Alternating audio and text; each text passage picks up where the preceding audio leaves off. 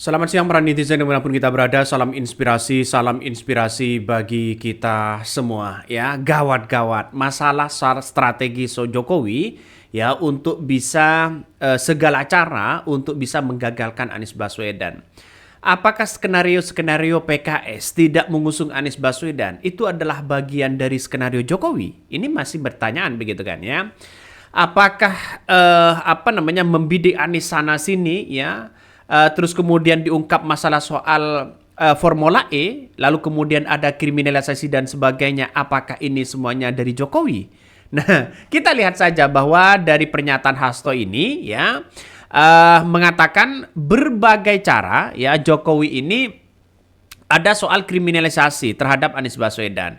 Coba bayangkan statement-statement dari apa yang disampaikan oleh Hasto ini nampaknya ini benar ya karena ini fakta A1. Karena Jokowi dengan Hasto itu kedekatannya sangat luar biasa. Bahkan ini, Jokowi takut Anies segala cara dihalalkan untuk menghentikan langkah Anies Baswedan. Jangan-jangan bagian dari Pilkada DKI Jakarta seperti itu.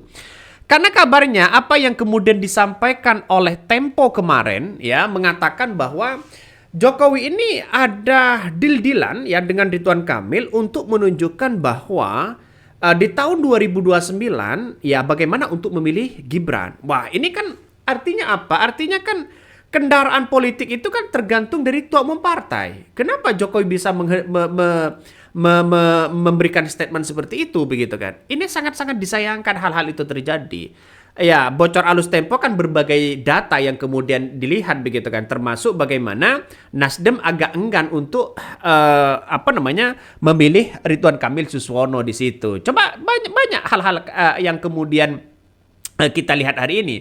Karena persoalan-persoalan inilah semuanya terbongkar ya apa yang kemudian dilihat oleh sosok seorang Jokowi ini begitu kan ya. Coba kita baca. Mulyono terus menyerang walaupun masa jabatannya berakhir hanya ingin ya meredupkan Mas Anies Baswedan agar tidak masuk di pemerintahan apalagi duduk sebagai pemimpin. Insya Allah ya yang jahat akan tumbang. Ayo lawan, tumbangkan ya yang didukung Mulyono. Wah, ngeri-ngeri sedap begitu kan. Ngeri-ngeri sedap sudah seperti ini. Hasto sudah sering mengatakan bahwa apa yang kemudian dilihat oleh Jokowi hari ini, yang dipermainkan strategi Jokowi hari ini, ya tuh jadi tukang endorse sana sini begitu. Itu bagian dari strategi mereka. Tapi ada lembaga survei yang mengatakan bahwa Jokowi itu sangat lemah hari ini karena Jokowi dengan kita itu dianggap sama. Jokowi pemilihnya dengan kita itu dianggap sama. Dia tidak punya kapasitas apa-apa, gagasan apa-apa. Dia hanya mantan presiden. Itu pun diakui oleh pendukung-pendukungnya. Dalam artian bahwa ya marwah dan citra yang dibangun oleh Jokowi sudah tidak ada apa-apanya sekarang. Kalau dulu kan punya kekuasaan kan begitu sebagai seorang presiden. Tapi sekarang biasa-biasa aja kok begitu. Sama dengan kita. Berbeda dengan Anies Baswedan. Anies Baswedan itu punya gagasan secara permanen. Artinya menjadi magnet bagi masyarakat, magnet bagi semua orang. Seperti Pak Prabowo. Pak Prabowo mau menjadi presiden atau tidak, menjadi mantan presiden atau tidak, mereka masyarakat menjadi magnet kepada Prabowo karena punya gagasan yang permanen. Berbeda dengan Gibran, berbeda dengan Jokowi, yang diandalkan apa kalau bukan kekuasaan? Yang diandalkan apa? Bansos. Jadi saya kira ini persepsi orang begitu kan ya. Apa yang saya baca dalam artian bahwa ditambah lagi dengan apa yang disampaikan Hasto. Ini benar-benar di luar dugaan begitu kan ya. Di luar dugaan. Coba bayangkan Jokowi sampai hari ini masih saja bagi-bagi kaos ya. Jokowi hari ini masih saja bagi-bagi kaos. Untuk apa mereka? Padahal dirinya bukan calon siapa-siapa ya. Hanya jadi togang endorse sana sini, jurkam sana sini begitu. Artinya apa? Buat apa? Apa kepentingan mereka? Anak kecil pun tahu bahwa apa kepentingan Jokowi. Ya implementasinya adalah di tahun 2029. Siapa mereka kalau bukan Gibran lagi? Nah, inilah persepsi orang yang kemudian citra seorang Jokowi ini turun, ya. Citra seorang Jokowi turun, ya melemah pamor mereka karena masih ikut cawi-cawi masalah soal-soal kayak begituan ya. Sangat-sangat disayangkan padahal secara tidak langsung seorang Jokowi ini seharusnya kan merawat dirinya seperti Pak SBY begitu kan ya. Sekali datang ya ke daerah, wah luar biasa mereka banyak yang suka. Jokowi ini kan sering tampil begitu. Walaupun tidak punya kekuasaan seolah seolah-olah menjadi presiden-presidenan.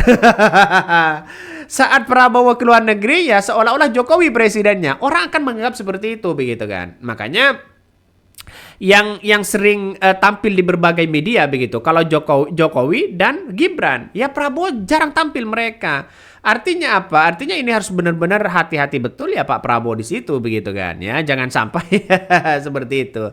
Sedangkan Anies Baswedan dan Pramono Rano-Karno santai-santai aja mereka. Banyak orang yang datang, banyak orang yang suka, banyak yang kemudian menjadi magnet begitu kepada Anies Baswedan. Inilah contoh ya pemimpin-pemimpin yang harus kita menjadi panutan ya siapapun itu. Makanya Pak Prabowo itu jarang tampil, tapi sekali tampil wah membludak mereka. Artinya apa? Artinya bahwa magnet Prabowo, magnet Anies Baswedan, ya magnet dengan Pramono Rano-Karno ini menjadi magnet yang sangat luar biasa di masyarakat. Makanya dia punya tidak punya rekam jejak menjelek-jelekan orang begitu. Coba kita lihat saja Fufu Fafa Gibran ya. Coba di Twitternya begitu, di X-nya begitu. Ridwan Kamil, ya banyak begitu rekam jejak yang kemudian mereka sekarang seolah-olah cuci tangan.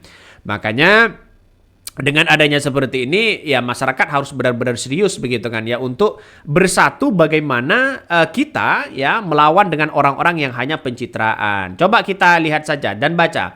Ketakutan yang amat sangat dengan permainan santai sang maestro ya. Seberapa hebat permainan politik orang-orang partai PDP versus satu orang Jokowi. Nah, bukan satu orang Jokowi loh begitu kan ya. Satu orang Jokowi ditambah Prabowo, ditambah menteri, ditambah dengan partai-partai ketua umum partai lain begitu kan. Sedangkan dari Pramono Rano-Karno hanya Anies Baswedan, Bu Mega ya tidak begitu turun begitu kan ya. Jangan tergiring oleh narasi ini agar kita kembali masuk ke jurang yang sama. Apapun ya PDP harus bertanggung jawab ya atas kerusakan itu. Nah, ini yang salah kaprah begitu kan ya. Kenapa? Ya, sama dengan orang yang korupsi, misalnya partai A, partai B, partai C begitu kan. Ada orang yang korupsi. Yang mesti disalahkan situ adalah perilaku orangnya, bukan menyalahkan partainya. Ini kan beda begitu kan ya, ini kan beda dalam artian bahwa PDIP membawa Jokowi ini untuk membahi bangsa dan negara. Kenapa kok menjadi pengkhianat terhadap PDIP? Ya ini kan secara tidak langsung secara demokrasi kan mengatakan seperti itu. Maka inilah yang saya amati begitu kan ya.